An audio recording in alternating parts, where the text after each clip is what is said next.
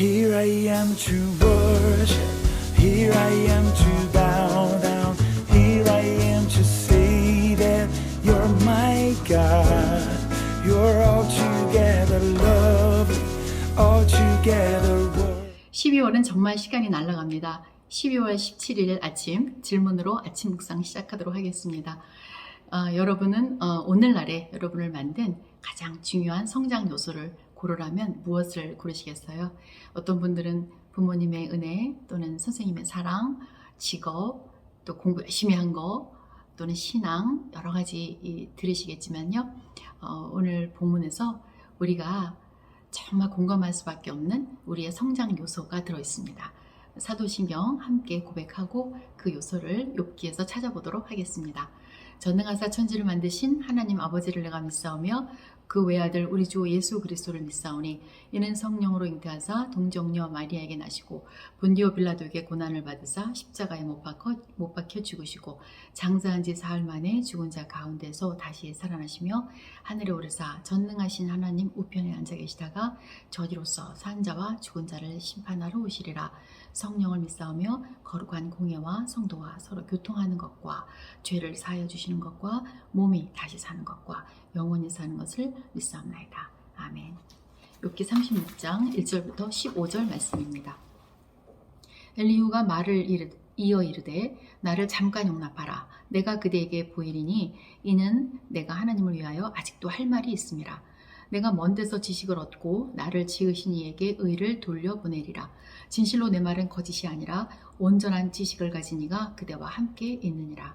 하나님은 능하시나 아무도 멸시하지 아니하시며 그의 지혜가 무궁하사 악인을 살려두지 아니하시며 고난받는 자에게 공의를 베푸시며 그의 눈을 의인에게서 떼지 아니하시고 그를 왕들과 함께 왕좌에 앉히사 영원토록 존귀하게 하시며 혹시 그들이 족쇄에 매이거나 환난의 줄로 얽혔으면 그들의 소행과 악행과 자신들의 교만한 행위를 알게 하시고 그들의 귀를 열어 교훈을 듣게 하시며 명하여 죄악에서 돌이키게 하시나니 만일 그들이 순종하여 섬기면 형통한 날을 보내며 즐거운 해를 지낼 것이요 만일 그들이 순종하지 아니하면 칼에 망하여 지식 없이 죽을 것이니라. 마음이 경건하지 아니한 자들은 분노를 쌓으며 하나님이 속박할지라도 도움을 구하지 아니하나니 그들의 몸은 젊어서 죽으며 그들의 생명은 남창과 함께 있도다. 하나님은 곤고한 자를 그 곤고에서 구원하시며 학대당할 즈음에 그의 귀를 여시나니. 아멘. 하나님을 위해서 할 말이 조금 더 남아있다고 말하는 엘리후가 잠깐만 자기 말을 더 기울여 달라고 하는데요. 실제는 그의 말이 길게 이어집니다. 엘리후의 이 말을 들었을 욥을 생각하면서 저도 이 말에 귀를 기울여 봅니다.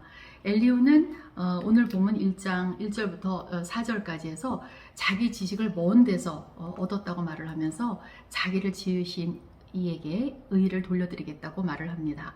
내용이 조금 모호하죠?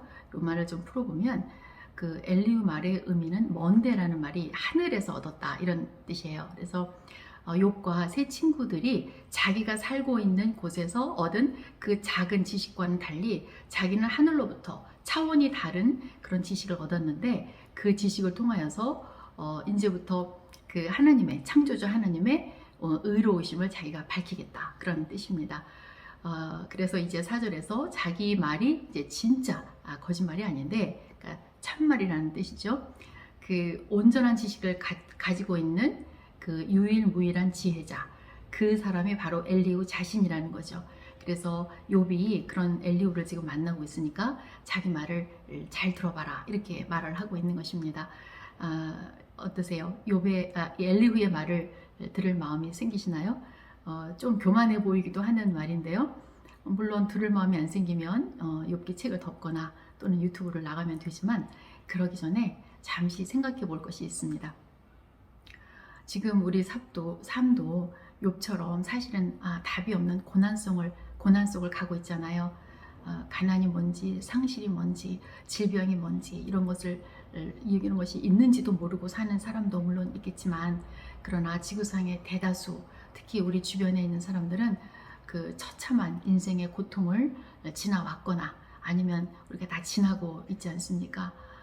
이렇게 우리에게 닥친 고난 속에서 우리가 정말 어떻게 살아야 될지 답답하고 답은 못 찾겠고 애통하면서 아무도 모르는 그 캄캄함 속에 마음의 벽을 타고 흐르는 눈물 속에서 우리가 지금 어쩔 바를 모르고 하는 그런 울부짖는 아픔, 우리가 이런 것을 알고 있잖아요. 그래서 저도 제 삶의 한쪽 손에는 제 삶의 그 고난을 쥐고 또 다른 손 한쪽에는 기도 부탁을 하는 우리 푸른나무 교회 성도님들의 그 아픔과 또 친구들의 그 고통, 이런 것들을 들고 기도를 하면서 하나님 이 고난의 목적을 알고 싶습니다. 그런 시간들을 보내고 있습니다. 그래서 그 욥기 36장에 그 엘리후의 발언을 읽고 또 읽으면서 하나님 이 속에서 제 귀를 열어주세요. 그런 마음으로 기도하면서 이 성경을 덮지 않고 그 앞에 앉아 있는 것입니다. 우리는 모든 것을 다 소유하고 있던 욥이 그 모든 재산과 또 10명이나 되는 자식들과 그리고 자기의 그 몸까지 다 잃고 병이 들어서 헐고 골마가는 그런 상태로 있는 것을 우리가 압니다. 그런데 왜인지를 모르는 거예요. 그저 1장부터 36장까지 위로해 주겠다고 달려온 세 친구들의 그 말들, 너가 죄를 지었으니까 이런 고난을 받는다 라는 알량한 위로와 또 그 위로가 잘못되었다고 우리가 계속 발견하는 우리의 그 시각과 또 그래서 고통 속에 다른 그 사람들을 위로하고 또 공감해야 된다는 그런 적용이 욥기의 메시지라고 생각하고 우리가 여기까지 달려오고 있는데 사실 그게 단지 이게 고민이 됩니다. 우리 삶에 대한 그 고난에 대한 답을 아직 우리가 얻지 못했기 때문입니다. 게다가 32장부터 35장까지에 걸쳐서 새로 등장한 젊은 엘리후의 그 지금까지의 말 속에서도 뾰족히 우리가 답을 얻지 못하고 있습니다. 고난을 받고 있는 욥과는 달리 고난에 처해 있지 않은 그런 상황의 엘리후가 다른 세 친구들처럼 너의 고난은 너 죄 때문이다 라는 인과율로 접근했음을 우리가 찾아봤죠. 또 그는 욥에게 자기 죄로 고난을 당하고 있으니까 하나님께서 깨달음을 얻었으면 이제 너의 지은 죄를 생각해보고 회개하고 하나님께로 돌아와라. 지금이라도 돌아오면 하나님이 구원해 주신다라는 그 피로를 주는 위로 우리가 그것을 접해왔습니다. 그래서 엘리후도 사실은 세 친구들의 그것과 다름이 없음을 우리가 확인은 했습니다. 그렇지만 아직도 우리에게는 남겨진 2장의 젊은 엘리후의 발언이 있습니다. 이에 왜 욥기는 세 친구의 긴 논박과 욥의 최후 진술과 그런 것으로 마무리되지 않고 엘리후가 나타나서 얘기하고 있는지 고민해 봐야 되는 그런 이유입니다. 혹시 그가 나타나서 했던 말들 중에 우리가 조금 아까까지 찾은 그런 거 말고 또 미처 헤아리지 못한 그런 관점은 없는 것일까? 우리의 고정관념 때문에 젊은이가 하는 말 중에 핵심을 놓친 건 없을까 하면서 다시 한번 본문을 자세히 들여다봅니다. 엘리후의 말을 읽다 보면은 우리가 발견할 수 있는 게 하나 있는데요. 사실 엘리후의 말에 중요한 반전이 있습니다. 왜 그렇게 생각할 수 있냐면 욥기 42장 끝장 7절에 가면은 하나님이 세 친구들에게는 노하시면서 그들의 말이 옳지 않다 이렇게 얘기를 하시지만 엘리후에게는 아무 말도 하지 않으시거든요. 이것은 엘리후의 말 중에는 분명 무엇인가 하나님 뜻에 더 가까이 간 그런 발전된 의견이 있다 이런 뜻으로 볼 수 있는 거죠. 그래서 마지막 발언 주자인 엘리후의 한 글자 한 마디를 파헤쳐 봅니다. 엘리후는 오늘 보면 36장에서 5절 7절까지 있는 말씀에는 보면은 하나님의 능력과 지혜가 악인은 죽이시고 고난받는 자에게는 은혜를 베푸신다 이런 말을 해요. 그러니까 고난받는 자를 또 7절에서는 의인이라고 말을 하고 하나님은 그 고난받는 의인들에게 눈도 떼지 않으시고 보호하시고 그들을 존귀하게 여긴다 이런 발언을 합니다. 그런데 8절과 9절에 가서 엘리후는 모든 사람이 족쇄에 매이거나 환난의 줄에 매여서 인생의 고통을 겪는데 그때 그들이 겪는 그 고통은 그 죄에 대한 벌이 아니라 그들을 구원하려는 하나님의 은혜라는 관점을 제시합니다. 여기서 의인에 대한 새로운 관점이 열리죠. 엘리후의 말은 인생을 살다가 고난이 오면 그것은 죄의 결과다라는 결론으로 가지 말라는 얘기입니다. 이게 새 친구들의 그동안의 죄를 보는 관점과 전혀 다른 그런 관점이 생기죠. 엘리후는 인생 중에 발생하는 그런 고난이 있음을 인정을 합니다. 그런데 그때 하나님이 무엇을 하시나 이것에 대해서 자세하게 설명하고 있습니다.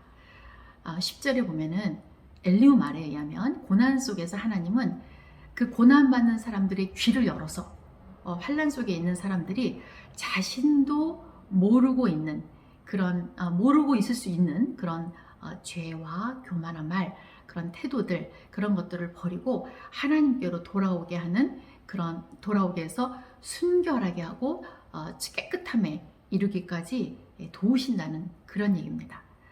하나님은 욥기 1장 8절에서 욥은 순전하고 정직하고 하나님을 경외하고 악을 떠난 사람이다. 그래서 의인이다. 이런 말씀을 우리가 들었죠. 그래서 욥이 뭘 잘해서 의인이 아니라 하나님이 의인이라고 말을 해서 의인이라는 겁니다. 우리가 무엇 때문에 의인이 된 게 아니라 예수 그리스도의 대속 때문에 의인이 되었잖아요. 그러나 아직 우리 안에는 sinful nature, 그러니까 죄된 본성이 남아있는데 우리가 주님 앞에 갈 때까지 그 죄성을 깨끗하게 하고 정결하게 이렇게 가야 된다. 이런 걸 우리가 알고 있잖아요. 그런데 우리가 그 일이 언제 일어나냐면 어두운 터널을 지날 때 바로 그때 하나님께서 우리의 귀를 열어주시고 하나님의 교훈을 듣게 하셔서 우리가 그것을 깨닫게 된다는 거죠. 그게 고난의 유익이라는 그 말을 엘리후가 하고 있는 겁니다. 사실 우리는 어떤 화로운 곳에 머물 때 또는 따스한 햇빛이 쏟아지고 정말 산의 진미가 가득한 어떤 바닷가에 있을 때 또는 최고의 어떤 자리에 있을 때 지갑이 넉넉할 때 이럴 때 우리는 하나님께로부터 귀를 닫습니다. 누구라도 예외가 없을 겁니다. 그래서 그의 교훈이 없으면 우리는 악행하고 교만 덩어리가 되기가 쉽습니다. 오늘 본문 15절, 16절에서도 엘리후는 하나님께서 곤고한 자가 학대를 당할 때, 즉 그 의인이 고난을 당할 때 그의 귀를 여신다라는 말을 한 번 더 반복하면서 하나님이 욥을 환난에서 이끌어내서 좁지 않고 넉넉한 곳으로 옮기실 것이니 이것이 당신이 당하는 그 고난의 목적인 것을 알아라. 이렇게 말을 하고 있는 것입니다. 그러고 보니까 엘리후가 지난 발언을 했던 것 중에서 34장 14절을 보면 14절부터 16절까지 보면은 사람은 관심이 없지만 하나님은 한 번 말씀하시고 또 말씀하신다. 그런데 그럴 때 하나님께서 그 사람의 귀를 여시고 또 경고하심으로써 사람의 나쁜 행실을 버려서 그의 교만을 막으신다. 이런 말을 한 적이 있어요. 우리가 이 말을 놓치고 왔지만 이 말이 지금 엘리후가 하고 있는 말에 맥을 이루고 있는 것입니다. 또한 34장 17절에서도 정의를 미워하시는 하나님이 왜 너에게 고난을 허락하시는지 생각해보라. 이런 말을 엘리후가 한 적이 있었습니다. 이것이 엘리후가 보는 고난에 대한 근본적인 해석입니다. 새 친구는 이 고난은 의인은 안 받는다. 죄인이 벌 때문에 받는다. 이런 얘기를 계속 했었는데 지금 엘리후는 고난 중에 하나님이 의인의 귀를 열어서 깨달음을 주셔서 하나님을 향하여 더 나아갈 수 있게 한다. 이런 해석을 하고 있는 것입니다. 이것이 엘리후가 욥에게 주는 해석해주는 그 고난의 의미입니다. 참 어떨 때 우리가 젊은이들의 말에도 귀를 열어야 되는 그런 이유를 발견하게 됩니다. 마틴 루터도 자신의 믿음이 성장한 세 가지 요인을 뽑아라 그랬을 때 그는 말씀 묵상과 기도와 고난이라고 말을 했습니다. 그가 고난을 통과하면서 얻은 유익이 뭐냐면 신학을 치료하는 그런 위대한 시각을 얻었다. 그런 말을 합니다. 뿐만 아니라 고난을 통과한 그 수많은 사람들도 자신들의 가장 어두웠던 시기에 하나님의 마음을 알았고 하나님의 뜻을 깨달았고 하나님이 자기를 목자처럼 지키는 그런 분임을 깨달았다. 그런 소중한 분임을 깨달았다. 이런 고백들을 많이 하죠. 그래서 그 고난 속에서의 깨달음이 자기의 밝은 날을 가져갔다. 이런 얘기를 합니다. 그래서 하나님의 이 어두운 고난은 우리를 구원하실 뿐 아니라 우리가 구원받은 우리 속에서도 우리가 모르는 죄로부터 하나님께 귀를 열게 하는 그런 유익한 시간이 되는 것입니다. 말씀 서두에서 제가 여러분에게 무엇이 여러분의 그 성장 요소냐, 이렇게 성장 요소로 생각하십니까? 이렇게 여쭤봤는데요. 저도 사실은 제 삶의 그 고난, 제 삶에 있었던 그 고난이 또 그 고난 때문에 울었던 시간들이 오늘 저를 만들었다고 생각합니다. 그때는 아팠지만 지나고 나면, 그 고난을 잘 참고 지나고 나면 그런 해석이 따라오는 것입니다. 병실에서, 어두운 골방에서, 또 아버지의 이른 죽음으로 인한 고통 속에서, 또 엄마의 그 16년간의 병상 속에서 많이 아프고 울었지만 그때 하나님께 귀를 열고 하나님께 마음을 열었던 그 시간들, 그래서 그때 그 시간들이 나를 만들었구나, 지금의 나를 만들었구나 하는 해석을 해봅니다. 이것이 우리가 욥기를 읽는 유익인 것 같습니다. 여러분도 지금 이 고난 속에서 하나님께 귀를 열고 있나 한번 생각해 보시기를 부탁드립니다.